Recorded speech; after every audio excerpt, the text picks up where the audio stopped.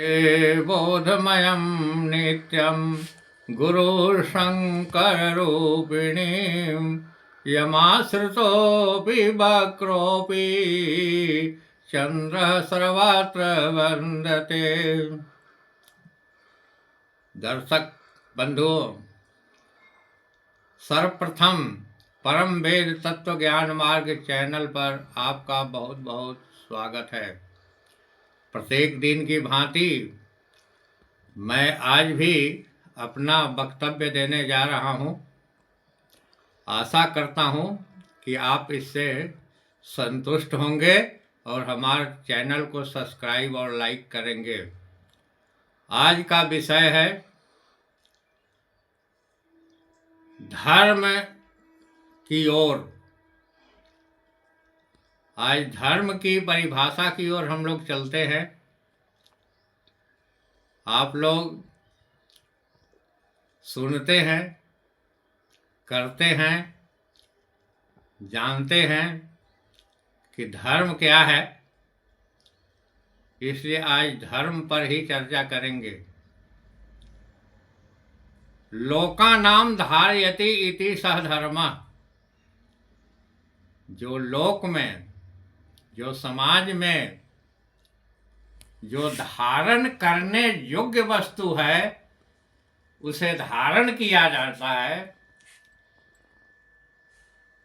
फिर से, जो लोक में जो धारणीय है, जो धारण करने योग्य है और जिसका धारण किया जाए वह धर्म है। वेद व्यास ने कहा कि अष्टादश पुराणेषु व्यासस्य वचनं द्वयं परोपकाराय पुण्याय पापाय परिपीडनम्। इसका अर्थ हुआ कि 18 पुराण का निचोड़ व्यास जी ने कहा, परोपकाराय पुण्याय, परोपकार करना पुण्य है, जो एक धर्म के रूप में स्वीकार किया गया है। परोपकाराय पुण्याय, परोपकाराय पुण्य है। और पुण्य जब प्राप्त होता, कब प्राप्त होता है? जब आप धर्म करते हो, तो इसको धर्म के रूप में माना गया परोपकार। 18 पुराणों का निचोड़ वेद व्यास जी ने बताया कि परोपकार माने भलाई करना। परोपकार का विशद अर्थ है, हम आगे समझाएंगे। और गोस्वामी तुलसीदास ने 2 जगह 2 बातें कही।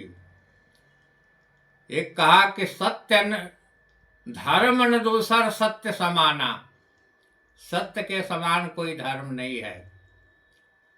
फिर गोस्वामी तुलसीदास ने कहा कि परम धर्म श्रुति विदित अहिंसा और पर निंदा समय घन गरीसा। तुलसीदास ने क्या कहा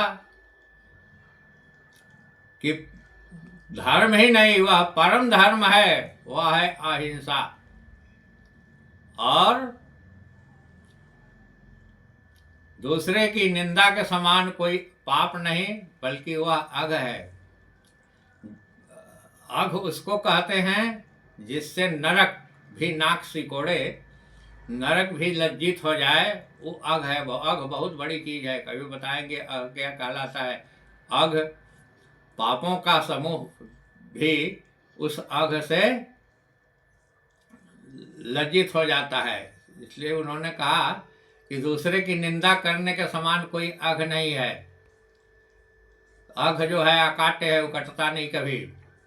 और परम धर्म श्रुति विदित अहिंसा, अहिंसा करना, दूसरे को कष्ट न पहुंचाना, दूसरे का जीव वध न करना, ये धर्म है। ये परम धर्म ही नहीं, परम धर्म है।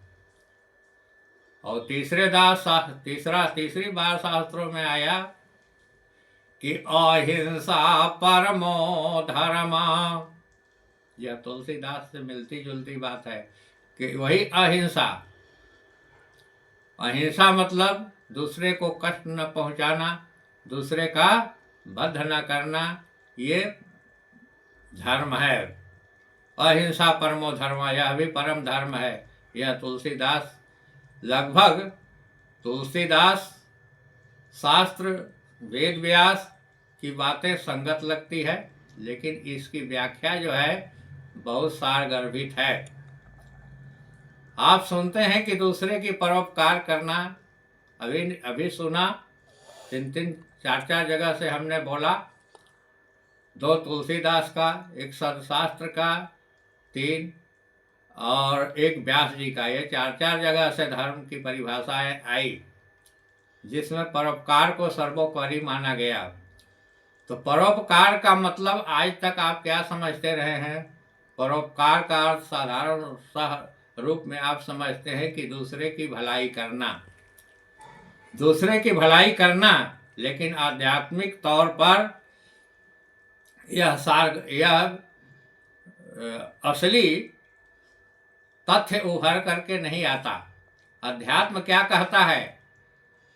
परोपकार का सारगर्भित अर्थ, सारगर्भित व्याख्या श्वेतोसार उपनिषद में लिखा गया है। क्या लिखे हैं?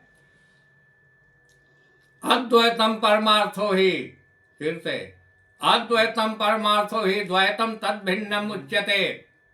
इसका मतलब अद्वैत समझना, यह परोपकार है। और द्वैतम तद भिन्नम उच्यते, और दो समझना, यह जो है अपकार है। जगत गुरु शंकराचार्य ने भी अद्वैत की महत्ता पर प्रकाश डाला है और अद्वैत को ही सर्वोपरि माना है, जो सनातन धर्म के अग्रगण्य हमारे आदि गुरु जगत गुरु शंकराचार्य रहे हैं। तो अद्वैत जो है, अद्वैत का मतलब एक, दो नहीं एक, आत्मवत। गीता में भी कहा आत्मवत सर्वभूतेषु, ज्ञानी कौन है? जो आत्मवत सर्वभूतेषु यह पश्यति सह पंडिता, जो हर आत्मा को एकीकरण समझता है, एक है। आज क्यों कष्ट हो रहा है? आज हम 2 खंडों में बांट दिए हैं, अपना और पराया। तो पराया जो ही समझ लिए, वही धर्म से हम हट गए। अध्यात्म के दृष्टिकोण से अध्यात्म जो है एकता अखंडता की ओर इशारा करता है, एकता और अखंडता को स्वीकार भी करता है। लिखा है अयम निजः परो वेति गणना नाम लघु चेतसाम उदारस्य चरिता नाम तो वसुधैव कुटुंबकम। यह अपना है, वह पराया है, यह नहीं समझो। पूरा संसार जो है अपना परिवार है, एक है, अखंड है। हम 2 नहीं हैं बल्कि एक हैं। आज तो विभिन्न खंडों में लोगों को यहाँ तक अपने घर में भी बांट दे रहा है कि हम यह हमारा, यह तो हमारा, वह हमारा। अरे यह समझो मैं एक ही हूँ, 2 नहीं। तो अद्वैत सिद्धांत जो है, अद्वैत समझना, यही परोपकार है। परोपकार तो इन्हें गिने लोगों के द्वारा हो जाता है। जिसे आप परोपकार जो है 2 समझ लेते हैं, अपना और दूसरा, वह परोपकार से आप बहुत दूर चले जाते हैं बंधुओं। और देखिए, इसको आपको जो परम ब्रह्म के ऊर्ध्वलोक से आप अधोलोक में आए हैं, आपका 4,84,000 योनियों में आप उत्तम योनि मनुष्य योनि को पाया है। आपको जो भी मिला है यहाँ संसार में, आप नंगे आए थे और नंगे जाएंगे। आप आए थे तो कुछ लेकर नहीं आए थे, सब कुछ यही मिला है प्रकृति में।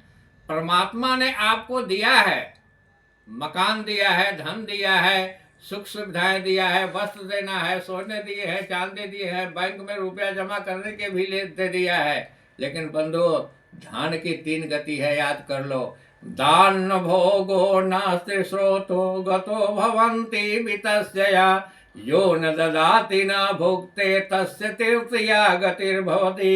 जो उपभोग करो, उपभोग से बचता है, उसको दान करो।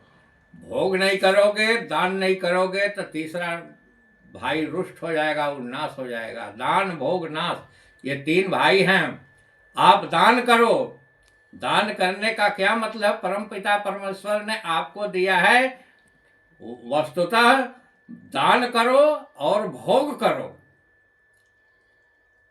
क्योंकि दान की महत्ता जो है उत्तरकांड में दिया है, यह धर्म के ही तदंतर है कि आज कलयुग में केवल एक की प्रधानता है, वह दान का। सतयुग में चारों चीज था, लेकिन आज एक चीज की प्रधानता है, वह है दान का। उत्तरकांड में उन्होंने लिखा है गोस्वामी तुलसीदास जी ने कि जे न के न विध दीजै अरे दान करे कल्याण। यह धर्म का ही मार्ग है। आप दान करो, जो मिला है, जो दान करने का मतलब है जो आपका है उसे दान कर दो। तो आप सोच लो कि आपका है क्या? आप कुछ लेके नहीं आए हैं, आपका कुछ नहीं है। परमात्मा ने आपको दिया है भोग करने के लिए और दान करने के लिए। आप भोग बहुत आए तो कुछ तो लोग ऐसे हैं जो भोग भी नहीं करते और दान तो बहुत दूर की चीज है। जो भोग नहीं करता, जो दान नहीं देता, इसलिए मिला है परमात्मा से कि भोग कर लो और परमात्मा ने जो दिया है आपके लिए उसका भोग करो और दान करो, और नहीं तो तीसरा गति निश्चित है वह नाश का। तो बंधुओं, धर्म का बड़ी विशद परिभाषा है। और देखिए, जिसे आप बहुत ऊंचाई पर उड़ान लीजिए थोड़ा, धर्म जो है वह अमृतमय है, आनंदमय है, कल्याणमय है। आज जो है बहुत आज जगह पर हम सुनते हैं, लोग बताया करते हैं कि चलो फलना पुण्य काम नहीं, तीर्थ नहीं जाओगे तो तुम नरक में चले जाओगे, पूजा नहीं करोगे नरक में नहीं जाओगे, भूखे नहीं रहो, आप उपवास नहीं करोगे तो नरक में चले जाओगे, जो उपवास करेगा वो स्वर्ग में चला जाएगा। लेकिन यह भयपूर्ण है। जो भयपूर्ण धर्म, जो भयपूर्ण हो, जो भय उत्पन्न करे और अनुपालन करावे धर्म का, वह धर्म नहीं कहलाता है वह। क्योंकि वह तो अमृत है, जिससे हमें अमृतत्व की प्राप्ति हो, जिससे हमें आनंद नहीं परमानंद की प्राप्ति हो, वह धर्म के अंतर्गत आता है। वह आनंदमय है, कल्याणमय है, अमृतमय है। तनी ऊंची उड़ान लेकर के इसको सोचो, इस पर विचार करो और अध्यात्म की अग्रसर हो। अध्यात्म सत्य न दूसर सत्य समाना, धर्म समाना। सत्य जो है सबसे बड़ा ऊपर का चीज है, सत्य को धारण करो, ये सर्वोपरि धर्म है। अहिंसा परमो धर्म। अहिंसा, आप वाणी जो है बोलते हो, अहिंसा का मतलब केवल जीव का वध ही नहीं होता है। आपकी वाणी को अगर दूसरे की वाणी काट देता है तो वहां हिंसा हो गई। यह इतना सूक्ष्म चीज है अहिंसा। अहिंसा का पालन करना साधारण चीज नहीं है, बहुत कठिन चीज है। देखिए, एक उदाहरण मैं देता हूँ। रामकृष्ण परमहंस अध्यात्म के बहुत बड़े पुजारी हुए। पहले कर्मकांड थे, काली के भक्त थे, लेकिन तोताचरण के गुरु दीक्षा से, तोताचरण को आगे बढ़ाने से रामकृष्ण परम जो है अध्यात्म में प्रवेश किया। और कहा जाता है कि तीसरा क्लास फेल है, कहीं मिलता है तीसरा क्लास पास है। वहां कलकत्ता के सबसे विद्वान केशव चंद्र जी थे। रामकृष्ण की ख्याति जब केशव चंद्र जी ने सुना तो केशव चंद्र जी ने अपने 50 विद्वानों के साथ शास्त्रार्थ करने के लिए रामकृष्ण परमहंस के पास आए। रामकृष्ण परमहंस के जितने शिष्य गण थे सब डरने लगे कि अरे हमारे गुरुदेव तो तीसरा फेल है या पास हैं। लेकिन केशव चंद्र तो बहुत बड़े विद्वान हैं, आचार्य हैं, और 50 विद्वानों के आ सकते हैं। तो आज रामकृष्ण परमहंस की हार निश्चित है। रामकृष्ण परमहंस के पास केशव चंद्र जी आए अपने काफिले के साथ, चुपचाप रहे। रामकृष्ण परमहंस बोले ही नहीं एक शब्द। अब बात कैसे बढ़े? केशव चंद्र प्रतीक्षा कर रहे थे कि रामकृष्ण बोले तो शास्त्रार्थ शुरू हो जाए। देखते देखते प्रतीक्षा किए रामकृष्ण परमहंस जी, जब कुछ नहीं बोले तब केशव चंद्र ने कहा कि बताओ, परमात्मा नाम की कोई चीज नहीं है, परमात्मा है ही नहीं इस धरातल पर है। केशव चंद्र जी उठ करके गला में गला लगाए केशव चंद्र की, वाह वाह, आपने तो बहुत खूब कहा, परमात्मा नाम की कोई चीज है नहीं इस धरती पर, परमात्मा आएगा कहाँ से? केशव चंद अवाक हो गए, सोचे कि हमने कहा तो हमारी बात को इन्होंने सपोर्ट कर दिया, आगे बात बढ़े कैसे। चुपचाप केशव चंद लौट गए घर, और केशव चंद को रात भर नींद नहीं लगी। फिर लौट के आए रामकृष्ण परमहंस के यहाँ, कहा कि आपने तो गजब कर दिया रामकृष्ण परमहंस, ये तो मैंने कहा, तुमने जो कह दिया कि परमात्मा नहीं है, मेरा ही सपोर्ट किया, क्या बात है?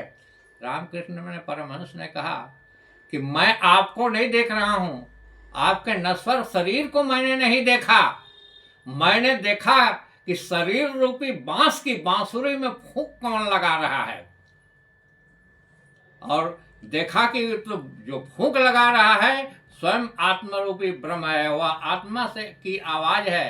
तो ब्रह्म कहे है तो भी ठीक है, कहे नहीं तो भी ठीक है, तो मैं ब्रह्मवाणी को क्यों गलत काटूं?